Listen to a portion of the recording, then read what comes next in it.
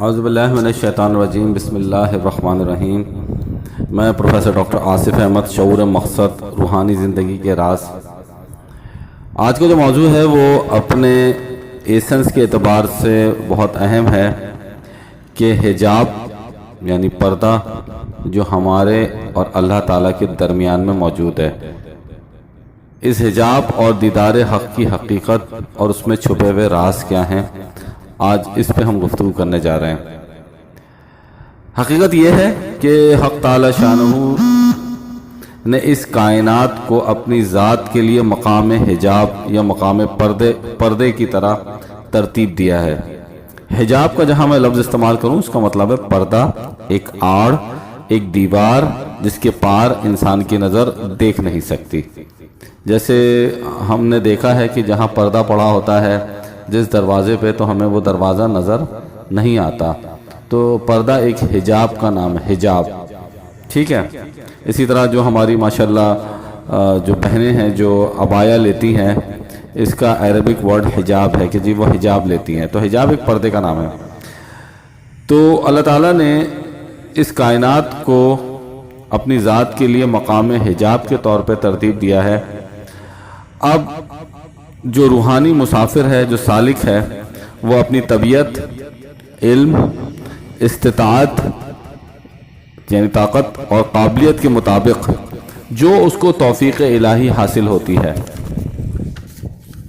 اس حجاب کے اندھیرے میں، اس پردے کے اندھیرے میں وہ اپنا مقام تلاش کر کے خوش ہو سکتا ہے اور خوش رہتا بھی ہے۔ اس معاملے اور سچ کی دوسری حقیقت یہ بھی ہے کہ انسان کا اپنا وجود بھی کیونکہ انسان اللہ تعالیٰ کی تخلیق ہے اور اس کائنات کا باشندہ ہے، تو انسان کا اپنا وجود بھی اس کے اور حق تعالی شانہ کے درمیان میں اس مصلحت کی وجہ سے، اس جسمانی فزیکل اسٹرکچر کی وجہ سے ایک باعث حجاب بن جاتا ہے۔ یعنی انسان کا جو جسمانی وجود ہے وہ حقیقتاً ایک حجاب کے طور پہ ایکٹ کرتا ہے اور رسپونڈ کرتا ہے۔ جیسے کہ میں نے پچھلے ویلاگ میں آپ کے ساتھ ایک بات بنیادی شیئر کی تھی کہ انسان دونوں جہانوں کا باشندہ ہے۔ انسان بیک وقت عالم امر اور عالم خلق دونوں میں رہنے والی مخلوق ہے۔ عالم امر میں اس کی روح سے اس کا تعلق رہتا ہے اور عالم خلق میں جسم سے۔ تو انسان کی جو روح ہے وہ عالم حق، عالم امر سے اس کا واسطہ ہے، وہ اس جہاں کی باشندہ ہے، اور انسان کا جسم عالم خلق کا باشندہ ہے۔ تو چونکہ ان دونوں عالمین میں وہ رہتا ہے، تو دونوں عالمین کے فرائض اور تمام قواعد اس پہ اپلائی ہوتے ہیں۔ تو جب انسان اپنی روح کی موجودگی سے زیادہ متاثر ہوتا ہے اور اس کے اندر اگر روح کی حرکت موجود ہو، تو اس روح کی حرکت کی وجہ سے جب روح حرکت کرتی ہے تو اس کے اندر احساس خودی پیدا ہو جاتا ہے، اور یہ احساس خودی، اس احساس خودی کو انشاءاللہ کسی مناسب موقع پہ فردر ایکسپلین کریں گے۔ یہ احساس خودی جو ہے اس کو اللہ تعالیٰ کے قربت کا احساس دلانے والا معاملہ ہوتا ہے۔ جب روح کی حرکت کی وجہ سے احساس خودی اس کے اندر جاگتا ہے تو اللہ تعالیٰ کی قربت کا احساس انسان کو ہوتا ہے۔ مگر عالم مجاز میں یعنی عالم تخلیق میں، یعنی اس مٹیریل ورلڈ میں، اس نظر آنے والی دنیا میں، جس گھر میں، جس معاشرے اور جس ملک میں ہم رہتے ہیں، یہ سب عالم مجاز میں کاؤنٹ ہوتا ہے، عالم تخلیق میں کاؤنٹ ہوتا ہے، عالم خلق میں کاؤنٹ ہوتا ہے۔ تو جسم کی موجودگی کی وجہ سے یہ روح کا جو قرب ہے، وہ جسم کی موجودگی کی وجہ سے وہ قرب دوری میں تبدیل ہو جاتا ہے۔ اب سوال ہی پیدا ہوتا ہے کہ اللہ تعالیٰ کی اس میں کیا مصلحت ہے کہ اللہ تعالیٰ نے کل کائنات کو ہمارے سامنے کھول دیا اور اس کائنات کو اپنے لیے حجاب کے طور پر ترتیب دے دیا۔ تو اصلاً تو اس کی ایک سے زائد وجوہات ہیں۔ بعض وجوہات مجھ جیسے عام انسان کو سمجھ میں آ جاتی ہیں اور بعض وجوہات مجھ جیسے آدمی کو شاید، اور بعض وجوہات مجھ جیسے عام انسان کے اعتبار سے شاید ہمیشہ عالم غیب میں رہیں۔ وہ وجوہات معلوم ہو یا نامعلوم ہو، اس بحث اور اس تحقیق میں جانے کی ویسے تو کوئی ضرورت نہیں ہے، مگر ضرورت اس بات کی ہے کہ حجاب کی منزل سے گزر کر قرب حق کو کیسا حاصل کیا جائے، اس پہ ضرور جد و جہد ہونی چاہیے، اس پہ ضرور تحقیق ہونی چاہیے، اس پہ ضرور محنت ہونی چاہیے۔ لیکن اس حجاب کی سطحی وجوہات جو علم عرفانیت کے اعتبار سے بیان کی جاتی ہیں، ان میں ایک تو یہ ہے کہ یہ انسان حق تعالی شانہ کی ایک بہترین تخلیق ہے۔ حق تعالی شانہ نے احسن التقویم قرآن شریف میں انسان کو کہا ہے، بہترین تخلیق کہا ہے۔ تو حق تعالی شانہ نے اس حجاب کو اپنی اس احسن تقویم کے لیے، بہترین تخلیق کے لیے آزمائش کا ذریعہ بنایا۔ اس آزمائش کی بنیادی وجوہات یہ ہیں کہ ابلیس لعین نے جب حق تعالی شانہ کو چیلنج کیا تھا تو کہا تھا کہ میں اس آدم اور اس اولاد آدم کو بھٹکا دوں گا، تو حق تعالی شانہ نے فرمایا جو میرا ہے وہ میرا ہی رہے گا اور جو تیرا ہے وہ تیرا ہوگا۔ لہٰذا اب یہ اس بات کا یقین کر لیں، اس بات کا یقین کر لیں اور اس بات کا یقین کر لیں کہ ہر اولاد آدم کو، یعنی مجھے اور آپ کو اور ہم سے پہلے گزرنے والے تمام لوگوں کو اور ہم سے بعد میں آنے والے تمام لوگوں کو اس آزمائش، اس امتحان، اس ایگزامینیشن سے گزرنا ہی ہوگا۔ میں اور آپ کسی بھی طریقے سے اس سے نہیں بچ سکتے۔ یہ اتنا ہی بڑا سچ ہے اس امتحان سے گزرنا، جیسا کہ میں اس وقت بات کر رہا ہوں اور شاید آپ میری بات سن رہے ہیں۔ تو لہٰذا اس آزمائش کے لیے حق تعالی شانہ نے اپنی ذات اعلی، ذات عظیم، ذات کبیر، ذات لازوال کو حجاب میں رکھ لیا اور انسان کو حکم دیا اور اپنی احسن التقویم کو حکم دیا کہ اب تم پہ لازم ہے کہ تم ان دیکھے رب کے اوپر ایمان لاؤ۔ تو اس کی ایک بہت بڑی کڑی، اس کا ایک بہت بڑا سلسلہ اس وقت سے متعلق ہے، تعلق رکھتا ہے جب اللہ تعالیٰ نے ہماری روحوں کو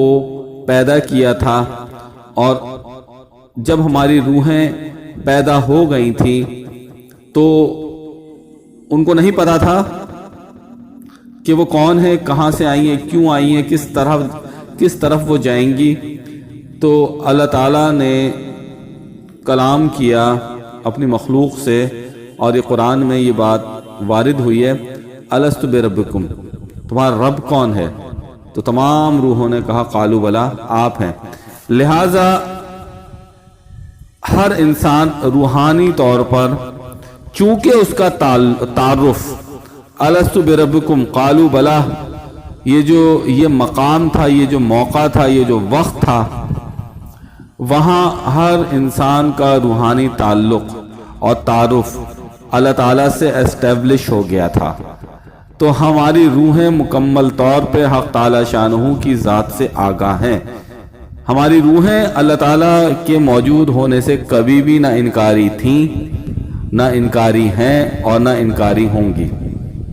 لہذا جب انسان کی اس موجودہ ظاہری زندگی کے اندر، مٹیریل پلین کے اندر، انسان کی روح صعود کرتی ہے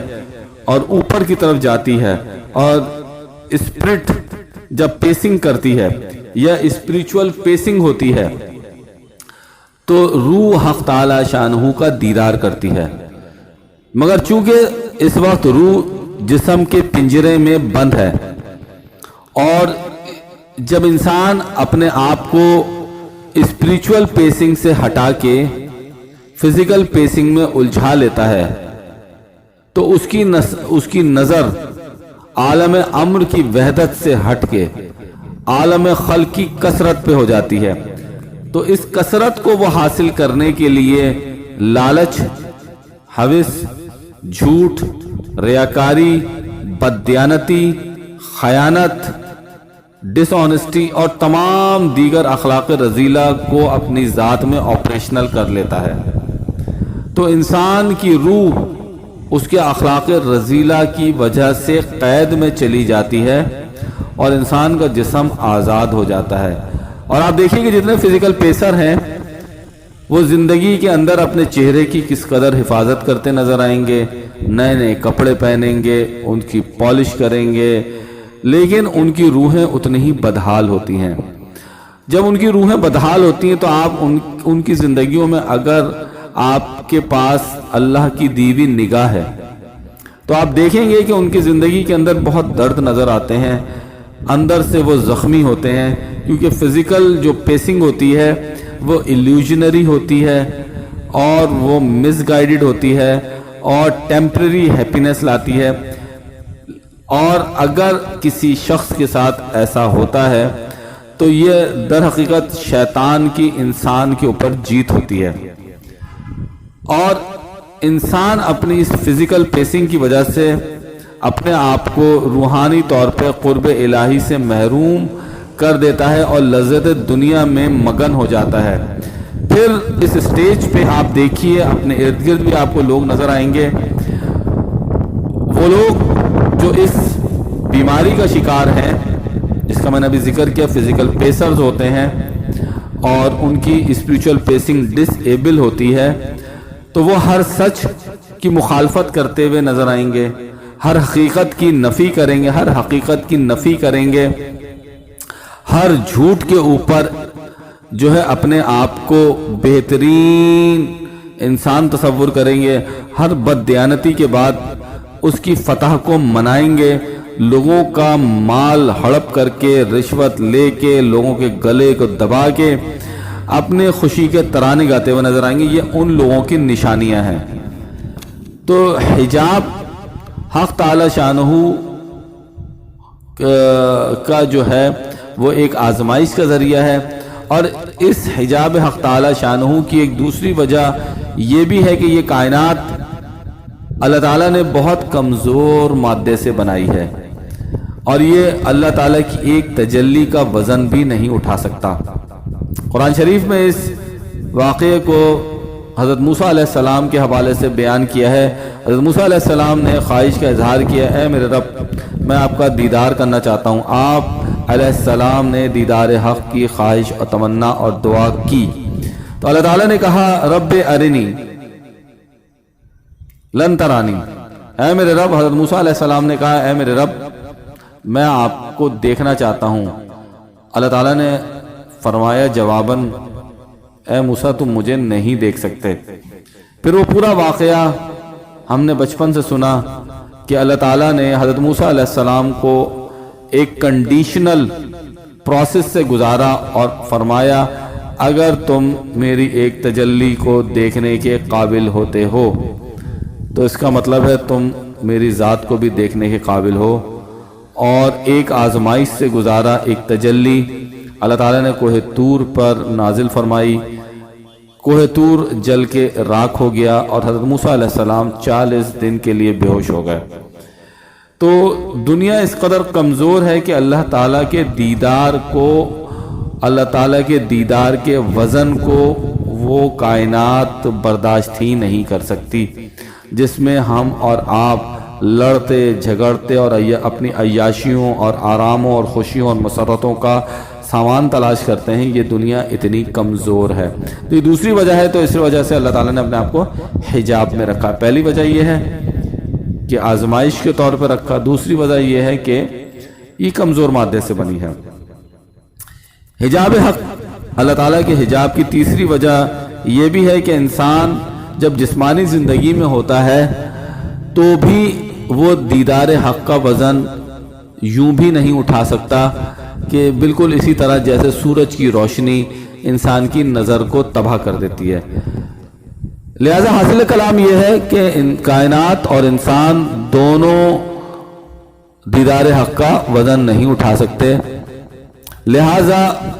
हक़ ताला शानहू के करम की वजह से जो हिजाब मौजूद है, दर हकीकत यही कायनात और اور ہمارے دونوں کی زندگیوں کے اپنے محور پہ موجود رہنے کی وجہ بھی ہے، کیونکہ انسان، عام انسان اور یہ پوری کائنات اللہ تعالیٰ کے دیدار کا وزن ہی نہیں اٹھا سکتی، تو لہذا اللہ تعالیٰ کا حجاب میں رہنا اللہ تعالیٰ کی مصلحت عظیم کا ایک حصہ ہے۔ ہاں، جو لوگ اللہ تعالیٰ کی طرف صعود کرتے ہیں، جو لوگ اللہ تعالیٰ کی طرف بڑھتے ہیں، جو لوگ اللہ تعالیٰ کے قرب کے محتاج ہوتے ہیں، جو لوگ اللہ تعالیٰ کے قرب کے متمنی ہوتے ہیں، جو لوگ اللہ تعالیٰ کے قرب کے دعائیں کرتے ہیں، جو لوگ اللہ تعالیٰ کے نزدیک جانے کے لیے جد و جہد اور کوشش اور کاوش کرتے ہیں، اللہ تعالیٰ نے اپنے فضل سے، اپنی توفیق سے ان کے لیے اپنی رحمت کے دروازے کھول رکھے ہیں، اور یہ ایک لامتناہی سلسلہ ہے، یہ لامتناہی سفر ہے۔ اس کے بارے میں روحانی شاعری میں، عرفانی شاعری میں یہ بات مصروں میں آتی ہے کہ یہ حق تعالی شانہ کی محبت کا پانی ایک چلتے ہوئے دریا کی طرح ہے۔ ساری زندگی انسان اس دیدار حق کا، اس چلتے ہوئے دریا کا پانی پیتا ہے، اور ساری زندگی وہ پیاسا رہتا ہے، اور ساری زندگی وہ پانی پیتا رہتا ہے، اور دریا اسی طرح چلتا رہتا ہے، اور پھر وہ پانی پی پی کے ایک ایسا وقت آتا ہے کہ جب اس کی مجازی زندگی، اس کی دنیاوی زندگی خاتمے کے اوپر آ جاتی ہے، اور اللہ تعالیٰ اس کو اپنی شفقت سے، اپنی محبت سے، اپنی رحمت سے اپنے پاس مکمل طور پہ، روحانی طور پہ بلا لیتے ہیں، تو وہاں اصل میں دیدار حق اس کو حاصل ہوتا ہے۔ اور آخری بات یاد رکھیں کہ انسان کی روح قبض ہونے کے بعد سیدھی دربار الہی میں جا کے سجدہ ریز ہوتی ہے، چاہے وہ کسی کافر کی روح ہو، چاہے وہ مسلمان کی روح ہو، کسی مرتد کی روح ہو، کسی منافق کی روح ہو، کسی گناہگار کی روح ہو، کسی ولی اللہ کی روح ہو، سب کی روحیں جو ہے نکلنے کے بعد سیدھی اپنے رب کو جا کے سجدہ کرتی ہیں۔ تو اللہ تعالیٰ ہمیں روحانی طور پر ایکٹیویٹ کرنے کی توفیق عطا فرمائے، ہمیں فزیکل پیسنگ سے ہٹنے کی توفیق عطا فرمائے، اور اللہ تعالیٰ ہماری جب یہ جسم سے روحیں جدا ہوں تو سجدہ حق ادا کرنے کی توفیق عطا فرمائے۔ اور انہی چیزوں کے ساتھ آج کے لیے میں آپ سے رخصت چاہتا ہوں، انشاءاللہ پھر ملیں گے۔ السلام علیکم ورحمۃ اللہ وبرکاتہ۔